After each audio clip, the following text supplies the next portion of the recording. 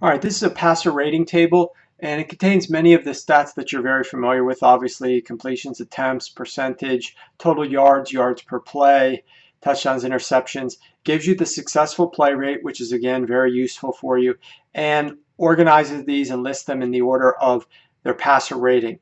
Now you could filter this like we've seen everywhere. You can filter by just deep passes, short passes if you want, week, down, quarter. So in this case, I'm looking at fourth quarter passer rating. You can filter this by the location on the field of where they are. So if their line of scrimmage is inside the red zone or they're inside their own 20 or around midfield, you could choose whichever of those you would like. Yards to go, obviously, are they in 1st and 10? Are they in 3rd and 2? You can isolate short yardage, long yardage. You can remove anything over 10 yards if you want. You can also focus on the team lead. So here we're looking at only when teams are leading in the fourth quarter.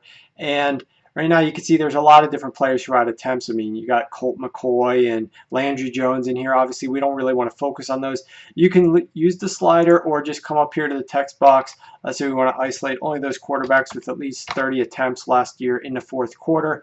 So we can just do that. And these are the quarterbacks who, with a lead, had at least 30 attempts in the fourth quarter. Now, in this particular case, it's interesting. So let's go ahead and take a look at a quarterback like Sam Bradford. Well, let's do Ryan Fitzpatrick. Okay, so we're going to do the New York Jets offense.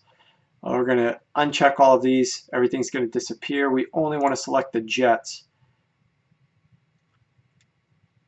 When we do that, we've got Ryan Fitzpatrick, but you can take a look at what he was when he was targeting certain receivers so that we know his overall successful play rate in the fourth quarter with a lead was 43% and a 113 passer rating.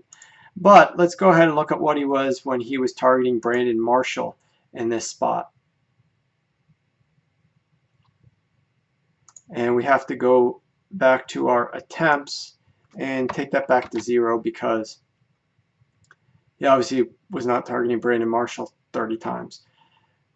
Brandon Marshall, 126 passer rating, 63% success rate in the fourth quarter when they were playing with a lead. How about what he was to Eric Decker? We could do that as well. Eric Decker. 33% successful play rate, a 104 rating. So his successful play rate and rating to Brandon Marshall vastly superior to what he was doing when he was targeting Eric Decker. You could also look at a guy like Jeremy Curley. Anyways, the bottom line with this is you can see very poor passer rating when he was targeting Jeremy Curley, but only 2 attempts.